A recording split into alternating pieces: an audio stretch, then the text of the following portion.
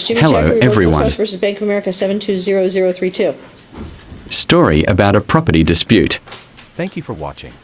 Appearances, please. Good morning, Your Honor. Angela Ochoa, bar number 10164 on behalf of Sun City Anthem. Good morning, Your Honor. Jacob Medrala on behalf of Opportunity Homes LLC. Nona Tobin, pro se. I do appreciate it. Okay, now this one I was a little confused on because we have today's motion, and then we had a counter motion on 4-6, and then we have a motion for summary judgment for 418, and then you want to come back again for a motion to dismiss on 427. Yeah. So, it seemed to me that there was a lot out there. Perhaps I could explain. Originally, I filed a cross-claim against Sun City Anthem on January 31st, and then the then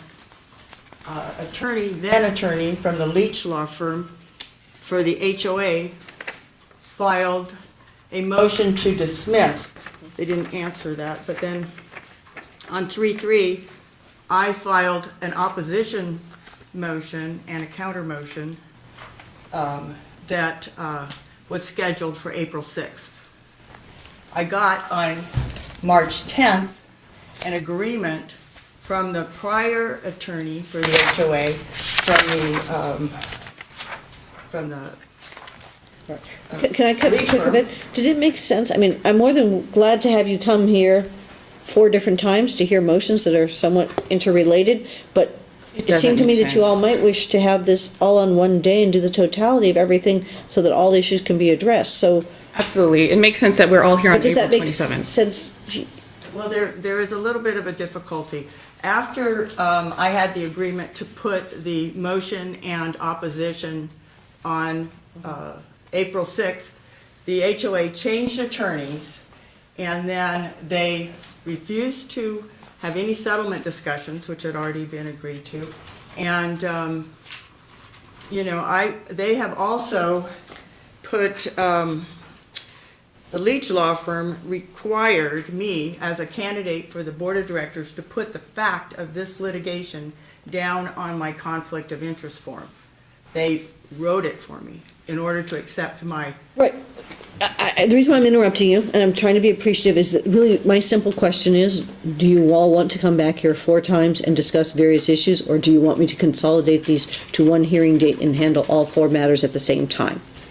I would prefer to have the first 2 handled on the 6th and the last 2 on the 27th.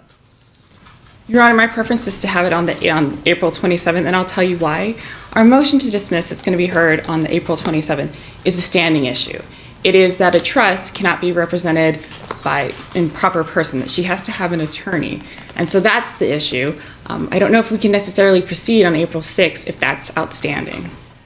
I have already noticed... Just one second. Let me... Your Honor, Very politely waiting and didn't get to say anything. Go ahead. we filed a motion for summary judgment against Ms. Tobin as well as against Nation's Mortgage, and this motion is to be heard on April 18th. But I would prefer actually to consolidate it with all the other motions that are out there pending, and perhaps we could do it on April 27th. The reason why the court's inclined to, in seeing all these, took a look at it, I got to deal with the standing issue, right? Because I got to know whether you can be here only as a pro se litigant, or whether or not you could be here, and the court's not taking any position. Right. But as you know, EDCR 7.42 does exist, and the court takes no position as to its application here. But it seems to me that, and I feel bad about the fact you've already waited to say these next words, however, it does seem more efficient and effective is because there's such a cross overlap in everyone's variety of requests. If I do everything on the 27th, and the reason why I'm suggesting the 27th is because that means the deadlines with regards to oppositions and replies that have not yet expired get to all still be taken into account.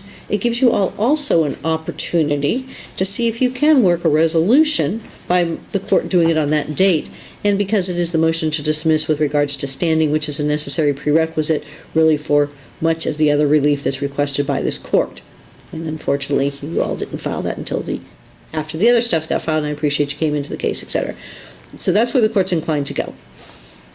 Yes, I would just like to say that I have already provided Mr. Ochoa, the current attorney, the disclaimer of interest from the other party that was a beneficiary of the trust, and a quitclaim deed removing this property from the trust to me as an individual.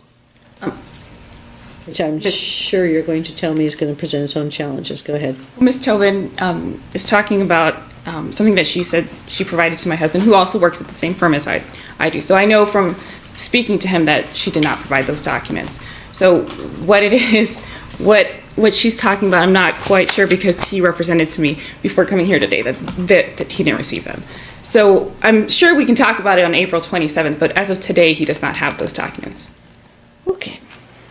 So All right, then. then doesn't it make sense to, you all can get everything consolidated, taken care of, make sure everybody has all their issues taken care of, and we see you all at 9:30 on 4/27, and on that date, we'll handle all 4 motions.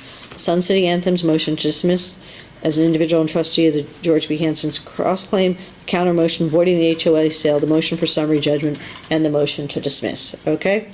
And then to the extent that we don't have some of those pleadings yet, which we don't on some of those, because I appreciate deadlines aren't there, gives everyone an opportunity to get them all taken care of. We can deal this all in one fell swoop. It doesn't look like the HOA sale has already taken place, so I don't have an issue of something that we have injunctive relief. So it seems to me we can take care of that all, allow you all the full opportunity to get things resolved. To the extent that there's some difference of opinion on certain documents, it gives you a chance to get things moving along there, and it gets all parties a chance to get where they need to be. I'll see you back on the 27th. And Your Honor, could I request that the HOA be required to consider the settlement that was?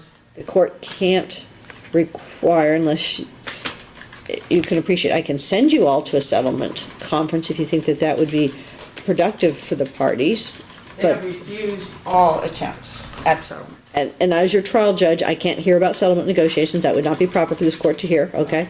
But with regards to, if all parties are interested in a settlement conference, then the court can send you to a settlement conference. Are all parties interested? No. I think it's premature at this time. I've got 2 out of 3 that say no. So at this juncture, so with an early case, the court wouldn't find that there's an independent basis, okay? Thank you. So I do appreciate, see you at 9:30 on the 27th. So just 9:30 on the 27th. Moving on to Joe Brown versus Landry's Inc., 7-3.